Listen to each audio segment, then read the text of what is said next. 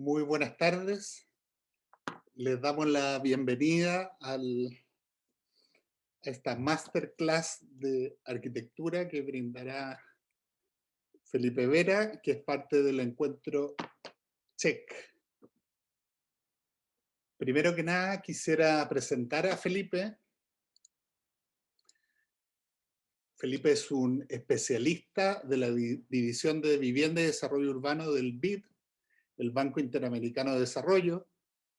Desde la sede del banco en Chile y Argentina, Felipe trabaja en programas de mejoramiento de barrios marginales, revitalización urbana de áreas centrales, infraestructura sostenible, gobernanza metropolitana y vivienda sostenible.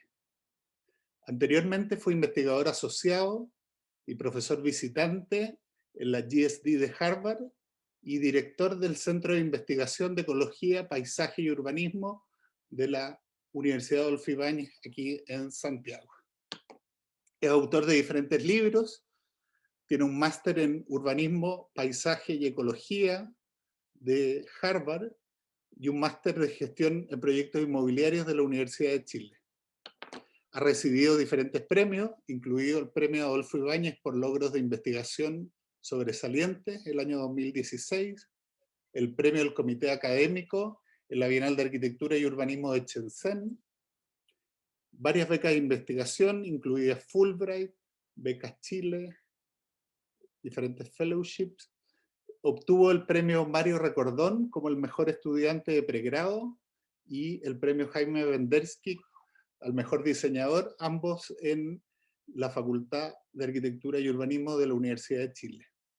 En lo personal, yo tenía una relación con Felipe que ha estado atravesada más bien por el ámbito curatorial y expositivo, donde pude conocer su trabajo como curador en jefe de la versión número 20 de la Bienal de Arquitectura de Chile, realizada el año 2015 en Valparaíso, y también como expositor en la muestra general de la 15ª Bienal de Arquitectura de Venecia, el año 2016, en ese encuentro que fue dirigido por Alejandro Aravena. Felipe, te agradecemos mucho la presencia y por favor tienes la palabra para hacernos tu presentación. Muchas gracias, Cristóbal. Muchas gracias a todos por estar aquí. Muchas gracias a CHEC por la invitación. La verdad es que es un honor y un placer poder compartir lo que estamos haciendo desde el Banco Interamericano de Desarrollo para traer algunas de las inteligencias del diseño a resolver algunos de los grandes problemas que tienen las ciudades y vamos a hablar un poquitito de eso. Confírmame solo, Cristóbal, que se ve mi pantalla. ¿Se ve? Se ve, sí. Ok, genial. Algo interesante lo que voy a tratar de hacer en esta exposición, que va a ser bastante acelerada en velocidad, porque quiero contarles varias cosas, es mostrar cómo algunas inteligencias o formas de pensar del diseño, de la arquitectura y del urbanismo hoy día cobran una relevancia especial en los desafíos que tienen las ciudades y que tenemos, sobre todo este sector, y cómo esta forma de pensar puede aportar al desarrollo de las ciudades. No habíamos visto en 5 meses que cambiaran más fuerte las prioridades del desarrollo urbano que lo que pasó en Chile, al menos entre octubre y marzo, ¿no? Octubre, que venía hablando de muchas cosas que venían ocurriendo en las ciudades que quizás tenían que hacernos revisar cómo veníamos pensando o cómo veníamos diseñando el desarrollo urbano, y luego el futuro, que nos trajo muchas preguntas y yo creo que a poco se han ido contestando, ¿no? Para poder un poco responder a estas interrogantes del pasado y del futuro, vamos a revisar un poco qué estaba pasando en ese minuto, cuáles eran los desafíos que teníamos justo antes de que explotaran las cosas en octubre y en marzo, ¿no?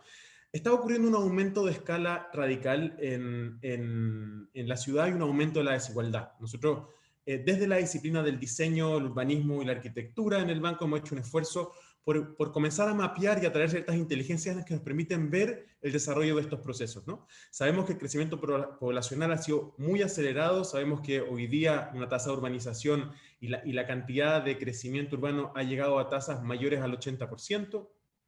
Sabemos que la región en 2030 va a ser protagonista, esta es la cantidad de personas que las ciudades van a absorber por minuto, protagonista del crecimiento urbano, a diferencia del mapa global, ¿no? en que otras geografías van a comenzar a decrecer su crecimiento y vamos a estar tirando el carro desde Latinoamérica y desde Asia, con todos los desafíos que eso implica, y que la población urbana, con todos los problemas que hoy día vemos, está proyectada para crecer en los próximos 30 años en un 25% más o menos, ¿no? Hoy día somos 7,5 billones de personas, se van a sumar 2,5 billones de personas, es decir, gran parte de las ciudades que tenemos hacia adelante que construir están todavía por ser hechas, ¿no?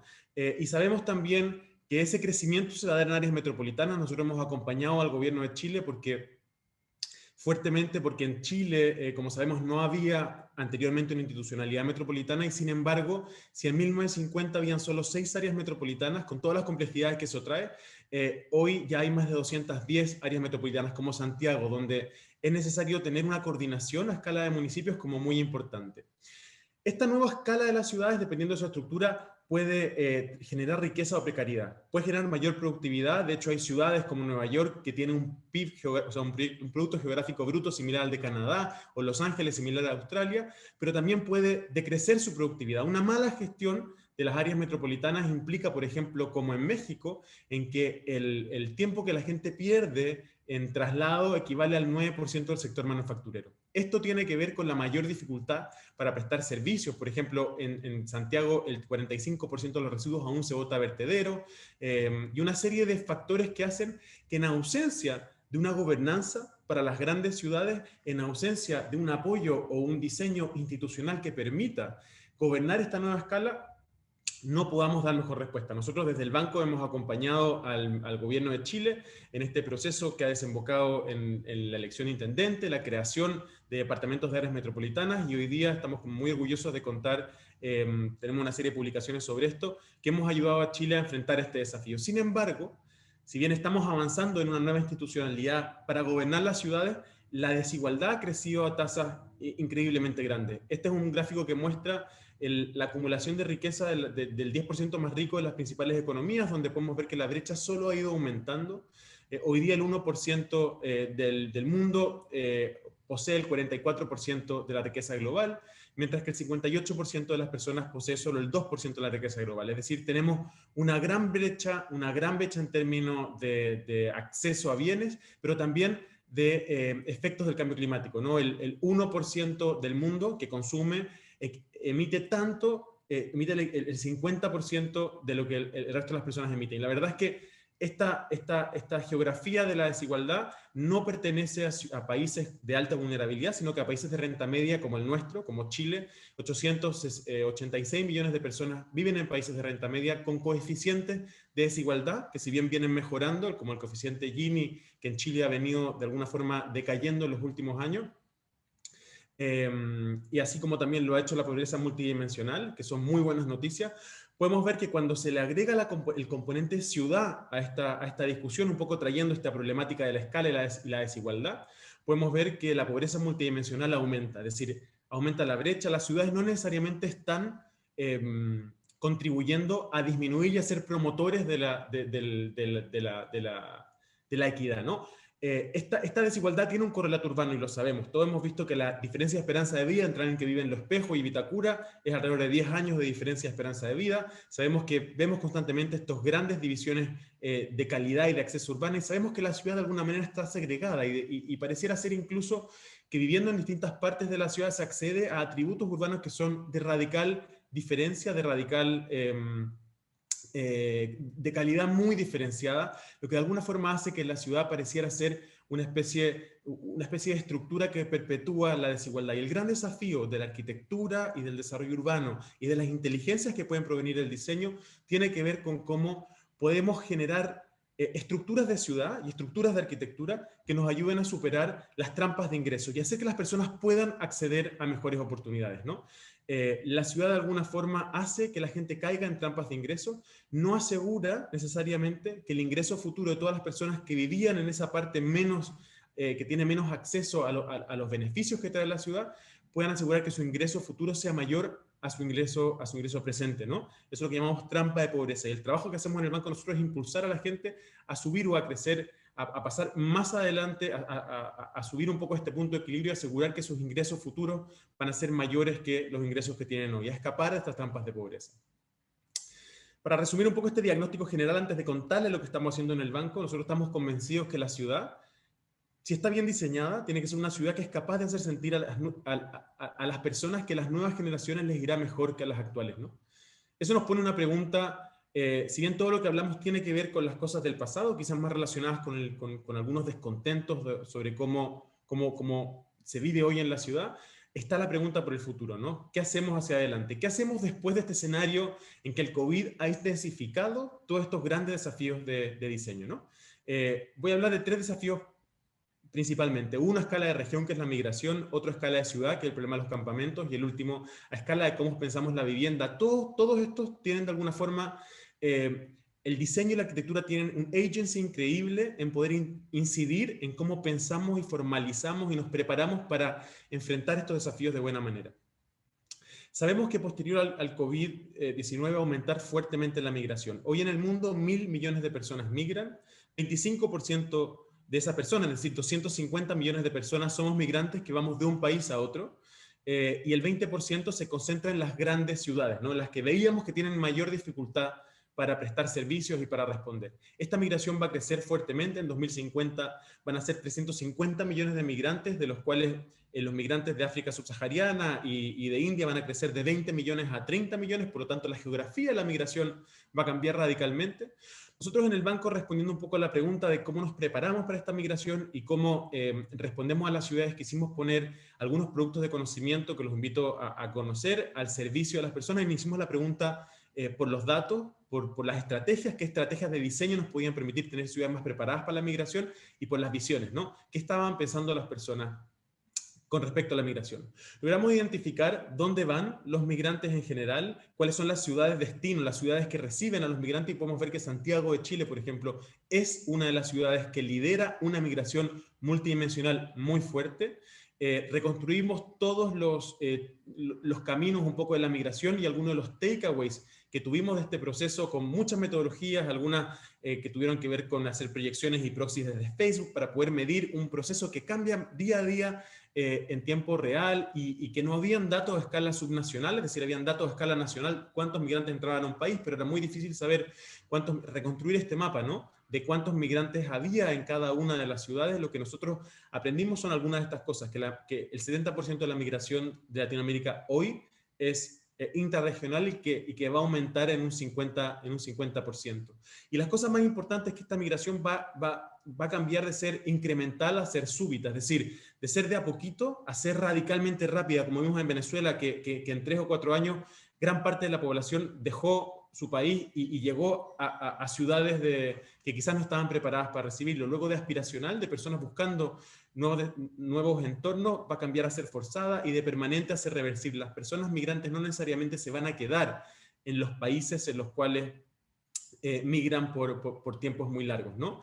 El aumento del nivel del mar, el cambio climático y el aumento de la desigualdad, es decir, los motores tradicionales de la migración, y sobre todo los temas de cambio climático, van a hacer que la naturaleza de la migración cambie aún más, ¿no? Eso nos dio la pregunta, nos llevó al segundo libro, al segundo trabajo de conocimiento, que tiene que ver con recopilar 300 estrategias para preparar a las ciudades para la migración. Hicimos un barrido por una serie de estrategias a lo largo de todo el globo, de las cuales las ordenamos en cómo las ciudades podían anticipar mejor, preparar mejor, hacer que el viaje sea más seguro. Por ejemplo, la tasa de mujeres que son violadas o que sufren abuso sexual durante el proceso de la migración terrestre es altísima. Y esos son desafíos para las ciudades, para los puntos de llegada, para la acogida, para la integración y para el retorno, ¿no?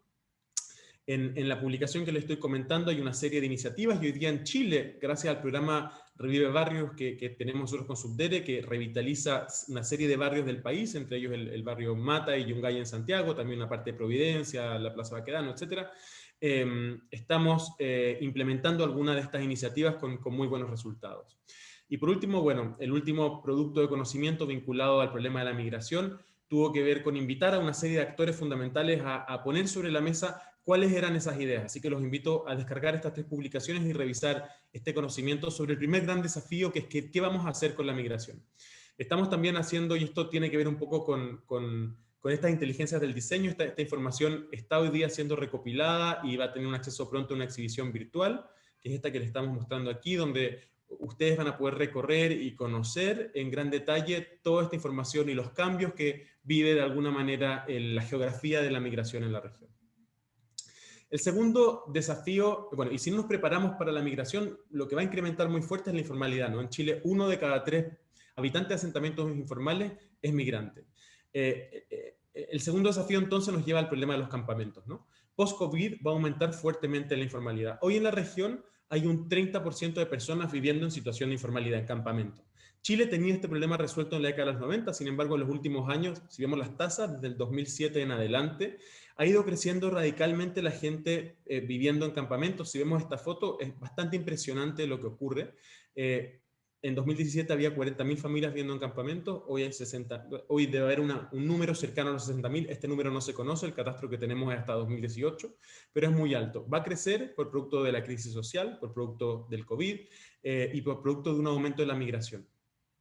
La región ha pasado por muchas distintas estrategias para enfrentar los campamentos y uno de los grandes desafíos para el diseño y para la arquitectura es cómo pensamos algunas estrategias que puedan ayudarnos a enfrentar estos desafíos importantes de la migración que son presentes en todos los países, ¿no? La región ha pasado por muchos momentos. Yo creo que la disciplina del diseño y de la arquitectura lo que ha hecho es entregar información y datos para poder movernos en este esquema, en que se comenzó entendiendo que lo que había que hacer era erradicar, luego avanzamos hacia un programa de erradicación y hoy día estamos avanzando hacia un entendimiento de la integración, lo que pretende hacer de que la aproximación a la informalidad pase de ser remedial, de actuar sobre los síntomas, a una aproximación más bien vinculada a las causas y evitar que nuestras políticas de gestión de la informalidad terminen construyendo mapas como el de Santiago, que de alguna forma es reflejo de eso que costó. Por eso la región, en esa línea, lo que ha hecho, y el banco ha acompañado este proceso, entendiendo que no basta con formalizar, ha enfrentado una nueva serie de programas donde les voy a contar uno chiquitito que tenemos, uno grande, bueno, importante que tenemos aquí en Buenos Aires, que se pone la pregunta sobre cómo un programa de asentamiento de barrios puede superar las trampas de pobreza y enfrentar el tema de la integración. Más allá que solamente el tema de la ilegalidad y el tema de la precariedad del ambiente, entender que un desplazamiento hacia lo causal tiene que ver con problematizar el problema de la informalidad como la exclusión, como la falta de integración social y urbana de las personas que el mercado formal es incapaz de acoger en la ciudad, ¿no? En Buenos Aires tenemos este programa que se llama Integración Urbana e Inclusión Social y Educativa de la Ciudad Autónoma de Buenos Aires. Este es solo un ejemplo de las cosas que estamos haciendo y apoyando. Este es el campamento de Barrio 31, un campamento con 40.000 familias al lado del barrio de mayor ingreso de Recoleta de Buenos Aires. Está aquí desde el 1910 y la verdad es que hemos hecho un esfuerzo muy importante por atender a esta migración y cambiar de alguna forma en este barrio, si bien está al lado de la ciudad formal, sus indicadores, como podemos ver en este lugar, son radicalmente distintos. Mientras que en Buenos Aires el 72% de la población completó la educación secundaria, en el barrio 31 solamente el 24%. ¿Cómo convertimos este asentamiento, este campamento, que aquí se llaman villas, a barrio, ¿no? Para eso hemos hecho una inversión junto al gobierno de la ciudad de Buenos Aires de $100 millones con algunas acciones clave que les quiero compartir. La primera, a diferencia de lo que se podría pensar antes, no es la ciudad informal que tiene que acercarse a la formal, en este caso es la ciudad formal que se acerca a la informal. El Ministerio de Educación de la ciudad y 3 escuelas para niños, para adolescentes y para adultos se mudaron al centro del asentamiento, promoviendo una integración, un acto que no solo es simbólico, sino que también es físico, radical, muy fuerte. El segundo es pensar en programas de mejoramiento de vivienda. Hemos mejorado gran cantidad de las viviendas de Barrio 31 de una forma participativa, con un programa que se llama Manos a la Obra, donde los vecinos aprenden a mejorar ellos sus propias viviendas y por tanto quedan mejor capacitados luego para ingresar al mercado laboral, con muy, muy buenos resultados. Y luego también hemos trabajado en temas de activar el rol del espacio público de manera también muy fuerte, poniendo el diseño al centro de esta problemática.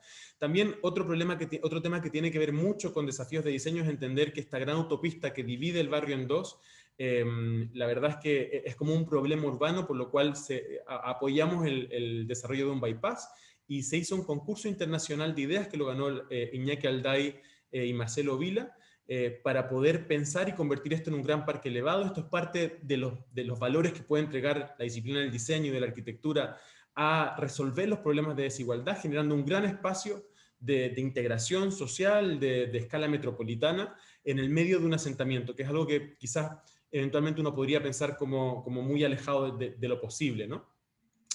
Y por último, realizar inversiones transformadoras. El banco está evaluando la posibilidad de traer su propia oficina al centro del asentamiento, copiando un poco o emulando un poco los esfuerzos de ciudad. Este es un proyecto que desarrollamos que desarrolló Alejandro Aravena en colaboración con el banco, que tiene este impacto, ¿no? Solo esta conexión física entre la ciudad informal y la ciudad formal tiene este impacto en indicadores, ¿no? De trabajo, la gente pasa de tener acceso a 300.000 trabajos a tener 1.280.000, de 3 instituciones de salud a 22 y así. O sea, el impacto es grandísimo y también estamos muy comprometidos con temas de conocimiento. Y por último, hemos trabajado fuertemente en apoyar a temas de COVID. Hay muchos proyectos de conocimiento, hemos hecho muchas cosas en temas de apoyar a los campamentos a responder donde no funcionan las medidas tradicionales, donde no puedes lavar las manos, donde no puedes acceder a aislamiento social. Bueno, qué mecanismos pueden existir, y en eso también hemos usado la plataforma de programas en ejecución aquí en Argentina para proponer soluciones de diseño bastante innovadoras que se están implementando en estos momentos.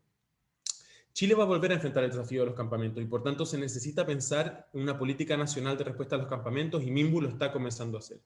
Y por último, para terminar, en estos 2 minutitos que quedan, la idea era poner la pregunta sobre la vivienda, ¿no?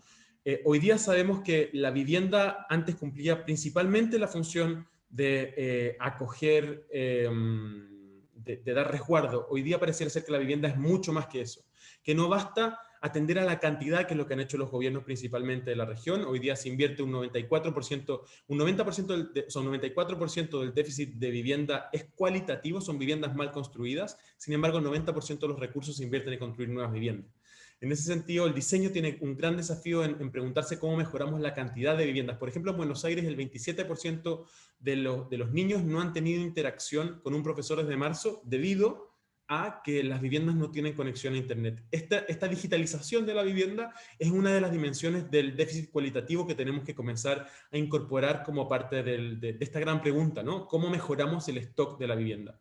En eso también los invito a consultar este trabajo que desarrollamos hace un tiempo, que lo que hace es desarrollar herramientas para responder esa pregunta. ¿Cómo miramos a la cadena de valor de la vivienda? Y desde la cadena de valor de la vivienda levantamos una serie de casos internacionales que nos pueden ayudar a pensar desde el diseño qué mejoras se pueden hacer para poder enfrentar un stock de vivienda que pareciera ser el problema más grande que tiene la región hoy día, y que por tanto es, como yo diría, uno de los grandes desafíos que dejó el COVID presente, ¿no? Hicimos esta exhibición, nosotros tenemos un compromiso también con cómo comunicamos lo que hacemos. Esta exhibición estuvo en Washington, después se iba a ir a Chile, pero por el COVID no la llevamos, pero sí alcanzó a estar en la Bienal de Arquitectura de Buenos Aires, donde también se ganó un premio, y mucha gente tuvo acceso un poco a estas preguntas, ¿no? La clave, ya yendo a la escala de la unidad, vimos el tema de la región, vimos el tema de los barrios, y yendo a la escala de la unidad, bueno, es cómo hacemos que la vivienda sea un motor de inclusión en el amplio sentido de la palabra. ¿Cómo la vivienda puede ayudar a la salud de las personas? Yo creo que es una pregunta clave. Nosotros estamos tratando de responderlo con intervenciones a múltiples escalas, llegando incluso a esta escala pequeña en que trabajamos con los vecinos, consiguiendo poco a poco mejorar esas condiciones tan importantes de la vivienda. Así que bueno, con eso no me quiero extender más. Muchas gracias, y Cristóbal, si quieres podemos conversar un poquitito sobre estas ideas. Muchísimas gracias, Felipe. Felicitaciones, una presentación muy interesante. Es muy interesante también conocer el trabajo que realiza el banco en estos temas. Quisiera partir esta conversación comentando algo. Mira, alguien como tú, que proviene del ecosistema de las culturas y las artes, en este caso particular desde la arquitectura y el urbanismo, pero que ha ampliado sus ámbitos de interés y ha transitado hacia otros dominios de influencia, como es el caso de tu rol en el BID. Me gustaría que nos pudieras comentar cuáles crees que son las oportunidades de las disciplinas creativas y la innovación desde la perspectiva de la cultura y las artes en estos trabajos interdisciplinares. Me refiero básicamente a lo que trabajan en el banco. ¿Y cómo crees que estas disciplinas, o en particular desde tu formación como arquitecto, estas disciplinas pueden influir en procesos económicos y sociales complejos, bajo los parámetros y mediciones propias de las evaluaciones, por ejemplo, de rentabilidad social y económica, que hoy finalmente definen el sentido, pero también la forma de grandes inversiones en el territorio, ya sea público o privado? Es una muy buena pregunta, Cristóbal, y yo creo que tiene una respuesta muy importante. Hay pocas áreas del conocimiento que estén entrenadas para lidiar con saberes muy en específico, como lo hace la arquitectura, ¿no? Hacer un proyecto de arquitectura, un proyecto de urbanismo, también un proyecto desde la disciplina, de las disciplinas de las artes, tiene que hacer malabarismos con múltiples factores que de alguna forma van modelando el output, que son de naturaleza social, cultural, económica. Ese entrenamiento que nosotros tenemos, al menos a mí en mi desarrollo profesional, ha sido extremadamente útil para entender que el diseño como una forma de conocimiento, que la arquitectura como una forma de conocimiento, te permite ser una plataforma de coordinación intersectorial y de generación de respuestas mucho más complejas que las respuestas que surgen solo de un saber disciplinar específico. En ese sentido, yo creo que la respuesta a tu pregunta tiene que ver con que, si bien uno podría verificar que hay pocas, o quizás que hay menos personas de las que uno le gustaría ver que provienen de la dimensión de las artes y la cultura, en espacios de tomas de decisión o de gran impacto en el movimiento económico o de transformaciones físicas y concretas, yo no creo que tenga que ver necesariamente con una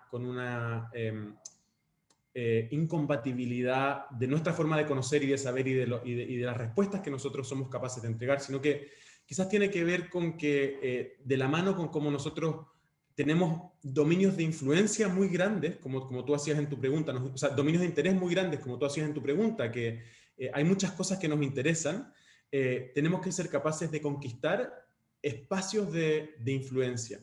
Y la verdad es que yo creo que tu pregunta da pie como a hacer un llamado de alguna forma al ecosistema de la arquitectura, de las artes, del diseño urbano, a ocupar esos espacios y a entender que nosotros somos muy buenos para hacer algo, que es tomar palco. O sea, tomar palco y dejar que una serie de actores puedan trabajar, y la verdad es que liderar de esa forma procesos de transformación es algo como muy positivo. En los tres desafíos que vimos, el desafío regional y de la migración, el desafío de cómo integramos barrios informales a la ciudad formal y de cómo repensamos la vivienda, al menos la disciplina a la cual yo pertenezco, que es el desarrollo urbano y la arquitectura, tienen muchísimo que aportar y que decir, desde las herramientas con las que se construyen las cosas que ustedes que les pude mostrar para poder visibilizar temas de datos y darle visibilidad a problemas de naturaleza e información, a dar respuestas que puedan entender holísticamente que el problema no tiene que ver ni con las casas ni con las calles, tiene que ver con la economía, pero sin embargo las casas y las calles tienen que ser capaces de responder a la economía.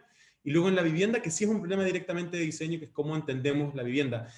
La respuesta a esas tres preguntas, la capacidad de agregar valor a esas tres preguntas viene de las disciplinas de las artes, ¿no? De la arquitectura, del diseño, del urbanismo, no de las artes entendidas solo como una herramienta cultural, sino que entendidas como un agente de transformación social. Y yo creo que en eso hay mucho que hacer y mucho que decir. Tú mencionaste la preocupación que tenían en el banco por el diseño arquitectónico, en un lugar central de estas preocupaciones. Y en ese sentido, me gustaría, si nos pudieras comentar un poco más, ¿cuál crees tú que es ese factor diferenciador que puede tener la preocupación de impulsar buenas arquitecturas, buenos espacios públicos y en definitiva contribuir a construir una mejor ciudad. Esto entendido en términos de la calidad de vida que entrega a las comunidades, y eso en contraste con estas visiones más pragmáticas o economicistas, donde a veces la creatividad y la innovación de la arquitectura queda relegada a un segundo plano. En ese sentido, si es que nos puedes profundizar ese interés que hay desde el banco por dar soluciones donde la arquitectura sea, la buena arquitectura sea entendida desde un lugar principal. Sí, es muy buena la pregunta. Yo creo que los problemas de segunda generación tienen ya no que ver con la cantidad, sino que con la calidad. Es muy fácil medir el impacto de la calidad, decir, hicimos tantas viviendas, tantos metros cuadrados de calle, tantos parques, ¿no? Es menos fácil decir, hicimos casas buenas, calles buenas y parques buenos. Yo creo que la respuesta a tu pregunta, y es una respuesta que no está contestada, pero que nosotros constantemente intentamos responder en nuestros proyectos, es cómo medimos la calidad. Y en tanto seamos capaces de medir la calidad, la demanda por calidad en la región va a ser más alta, y la demanda por calidad está estrechamente relacionada con la demanda por buena arquitectura, por buen diseño. No tiene ningún sentido que cuando uno hace un proyecto de arquitectura, un proyecto en general, cuando uno financia un proyecto en general, la arquitectura pese el 0,001% y el ladrillo pese el 98%. O sea, si esa proporción está desbalanceada, la verdad es que el momento en el cual se puede agregar valor a un proyecto está en ese primer porcentaje menor. Es mucho más barato agregar valor en ese momento que agregar valor al final. Yo creo que un desafío de nuestro sector tiene que ver con ser empático con quienes están sentados al otro lado de la mesa y obsesionarnos un poquito con cómo traducimos nuestra calidad a indicadores y elementos que lo hagan medible y comunicable. De manera tal de que a nadie le duela incrementar, reducir un poco la cantidad de plata que tengo para comprar ladrillos y aumentar la cantidad de plata que tengo para gastar en horas hombres de calidad, para pensar el diseño. Eso en todo orden de las cosas de lo que involucra el desarrollo urbano y de la vivienda, ¿no? Pero tu pregunta es muy importante y yo creo que tiene que ver con que los desafíos de segunda generación de los países que están un poco más cercanos a temas de desarrollo van a poner la pregunta por la calidad al centro. Y es lo que veíamos al final en la disyuntiva de la vivienda, ¿no?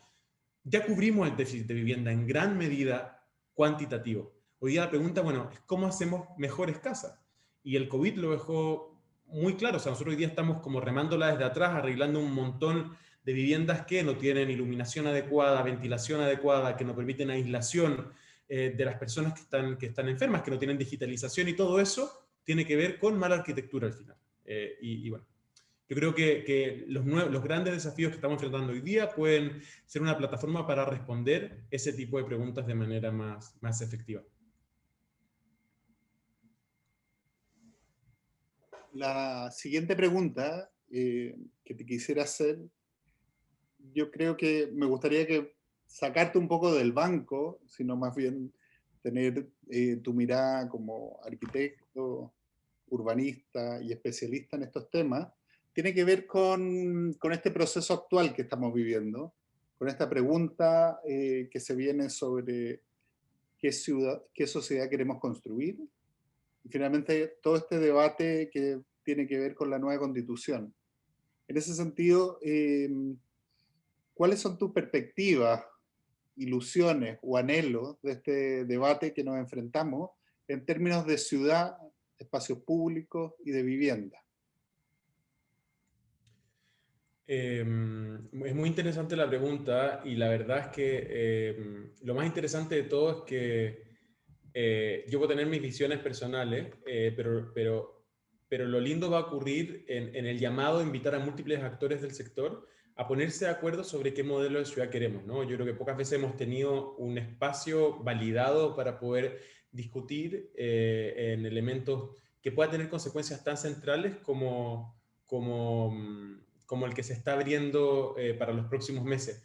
Desde mí, como aproximación personal, yo podría decir que creo que uno de los desafíos de pensar una nueva constitución es cómo ponemos el problema de la integración al centro. Yo creo que en el contexto de Chile, siendo el país que mejor conozco, lo que entendemos por integración y las medidas que tenemos que tomar para hacer que todas las personas, como veíamos en la presentación, que todas las personas sientan que a sus hijos les va a ir de alguna forma mejor, y que de alguna manera eso es la base de un buen contrato social, ¿no? Es como la esperanza del futuro, la esperanza de lo que viene.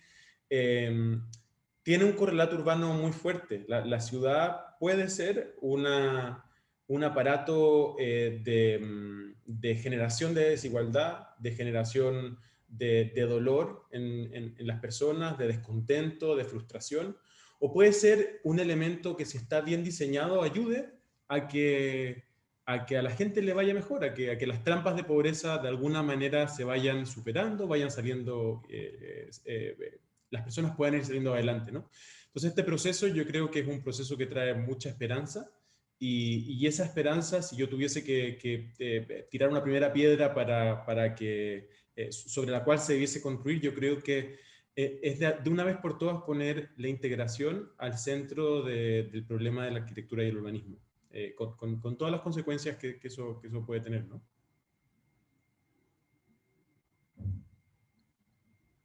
Perfecto. Eh, a ver, yo estaba preguntando de poder dar las preguntas al público. Por mientras que me llegan, y en honor al tiempo, bueno, seguir con este tema de estas aproximaciones desde la cultura y las artes. En ese sentido, este encuentro tiene que ver con las economías creativas, ¿cierto? Y hay muchas veces que la arquitectura, el diseño urbano o el urbanismo no necesariamente son entendidas como expresiones de la cultura y las artes, porque muchas veces se relacionan con otros sectores productivos. Y en ese sentido, el banco ha tenido experiencias interesantes, publicaciones que he visto, por ejemplo, como la economía naranja, donde se han preocupado en mirar ciertas experiencias de las economías creativas que tienen que ver con la arquitectura. Hay en ese libro y en esa investigación y en ese interés del banco varias expresiones culturales de Chile que tienen que ver con la arquitectura y el urbanismo. ¿Nos puedes contar un poco más de la visión del banco en relación a la relación de la División de Desarrollo Urbano y Ciudad con las economías creativas o las otras secciones del banco? Sí, claro. Yo creo que hay una pregunta muy importante que ponerse, y que nos estamos poniendo, de hecho, en colaboración entre la unidad que lleva los temas de economía naranja en el banco. Creo que estuvo en el check hace un ratito, la lidera Trini, Trinidad Saldívar, y nosotros un poco preguntándonos sobre cómo vamos a tener cómo la cultura puede ser útil para tener ciudades más resilientes, ciudades más equitativas y ciudades más productivas, ¿no? Pareciera ser, cuando uno dice cultura y resiliencia, equidad y productividad, no necesariamente fuesen conexiones que uno hace o que uno vincula de manera como muy rápida y directa. Sin embargo, nosotros creemos y estamos impulsando a través de nuestros proyectos que eso sí ocurra. Por ejemplo, el programa de Chile. En Chile tenemos un programa que se llama Revive Barrios, que lo que hace es tomar barrios patrimoniales a lo largo de todo el país. Trabaja en Arica, en Lota, en Coquimbo, en varios barrios de Santiago, bueno, etcétera, en múltiples lugares, donde tomamos barrios patrimoniales en zonas que tienen algún cierto nivel de degradamiento, que necesitan ser revitalizadas, y hacemos inversión en infraestructura, ¿no? O sea, a lo mejor algunas han visto, está el ex asilo Hermanita de los Pobres, un edificio muy grande, adquirió en Mata por la Municipalidad de Santiago. Se va a hacer algo importante ahí, y una serie de otros edificios y espacios públicos que se han desarrollado, pero sin embargo, la ecuación de este programa se cierra o se acaba cuando cuando generamos instrumentos para poder revitalizar económicamente los barrios desde la cultura local. Y ahí los temas de economía naranja, de arte, de desarrollo digital, de cultura, son particularmente importantes, no solo para la dimensión de participación ciudadana, que es la que tradicionalmente vemos, ¿no? O sea, en Santiago hemos hecho una galería abierta de murales y una serie de otras cosas que tienen que ver más con participación. Pero una de las cosas más interesantes es, bueno, cuando, cuando la cultura funciona como un driver de desarrollo económico para los barrios y invertir en esas cosas. Nosotros creemos en esa dimensión y estamos invirtiendo fuertemente en que eso ocurra y poniendo instrumentos financieros también al servicio de las comunidades de estos barrios en el país para poder llevarlo adelante. Es más, en el desafío de los campamentos en Chile, otra pregunta que uno podría, o una relación menos directa que uno podría tener es, bueno, economía naranja y asentamientos informales o campamentos. Pareciera ser que son cosas que no se comunican, pero la verdad es que de hecho con Trinidad Saldívar estamos trabajando en iniciativas para pensar cómo el medio ambiente o el ecosistema de los videojuegos puede ser una herramienta muy útil para poder comenzar em, a entrenar a las personas o a los chicos que viven en estos campamentos para ingresar rápidamente mediante una especie de sprint de acelerador al mercado laboral. Y eso es cultura al servicio de la equidad, por ejemplo. O sea, yo diría que nuestra visión entre economía naranja y economías creativas y desarrollo urbano y vivienda es bastante integrada, así que sí, estamos como muy en línea con eso. Bueno, Felipe, te queremos agradecer tu tiempo, ha sido muy interesante, me parece muy motivador el trabajo que han desarrollado, da un gusto ver estas temáticas en un encuentro como el CHEC, así que esperamos seguir atentos en el trabajo que están haciendo y que te podamos tener nuevamente invitado a alguna otra instancia relacionada con el ministerio y con las economías creativas. Muchas gracias, Cristóbal.